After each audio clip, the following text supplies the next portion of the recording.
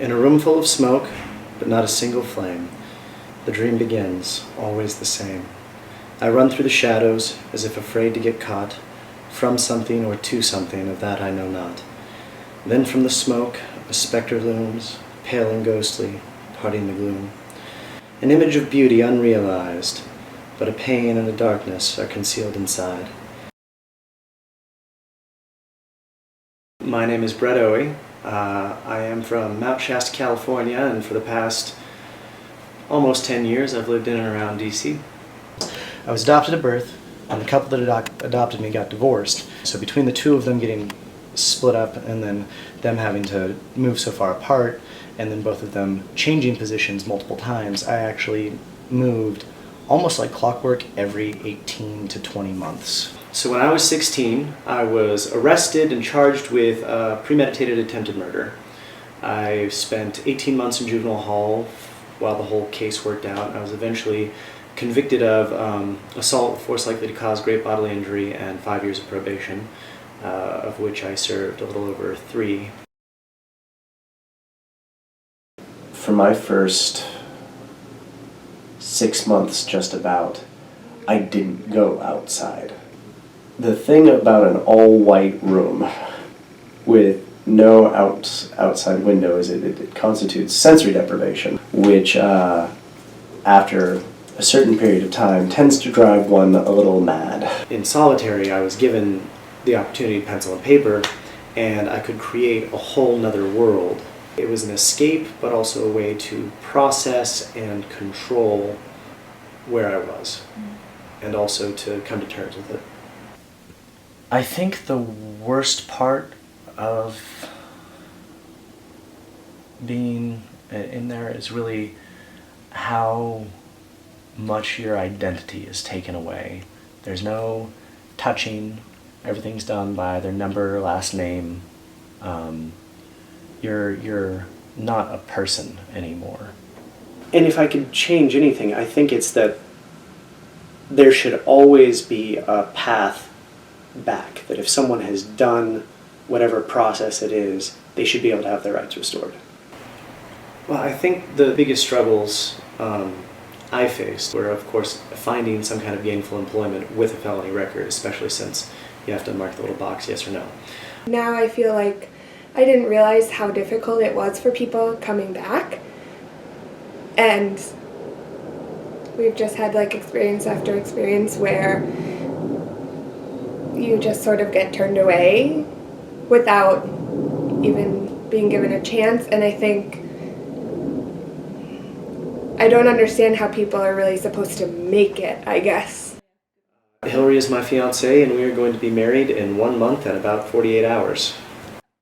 I would not be a whole and functioning human being if it were not for what Hillary has done for me. Even just recently, we were denied a townhouse because it was a personal renter, and they didn't have background checks, so I'm pretty sure she just Googled us and then was like, oh, someone else put in an application, because it's frightening when you just look at it on paper, and the connotation that people have is, to be afraid or untrusting. But I do know people who have made a huge impact. Nora Partlow just really sort of gave him the chance. She hired me at her coffee shop, St. Elmo's, and then also encouraged me to grow as a person, but as a professional too. So I am a bar manager in DC, and I've been in and around restaurants in DC for not quite, but almost 10 years now. About my job, what do I love most? I gotta be honest, I really love being behind the bar.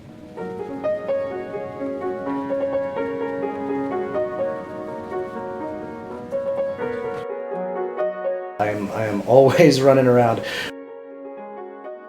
A lot of people come to the DC area, and so it's a very much a tourist experience, so you have to bring something a little extra than you would if you were in a small town or a hometown kind of deal.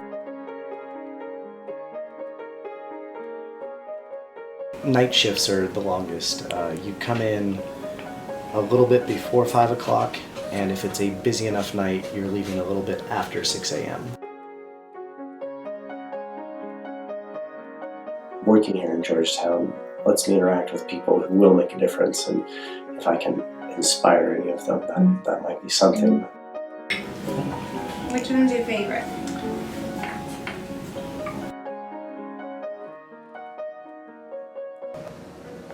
I'm most proud, I think, that he's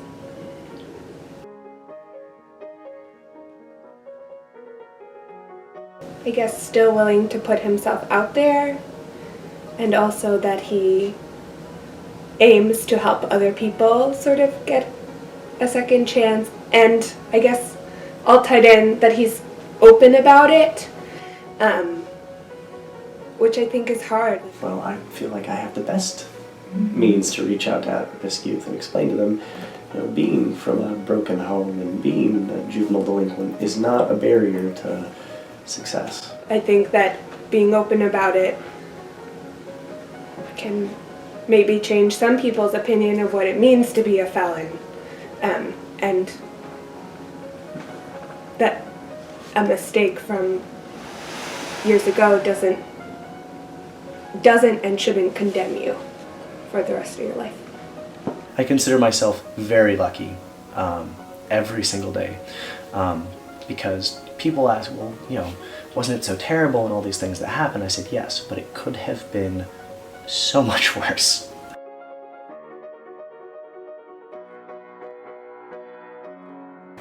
1. Do what you love. 2. Stand by your convictions. 3. Never stop learning. 4. Slow down. 5. Hold nothing back.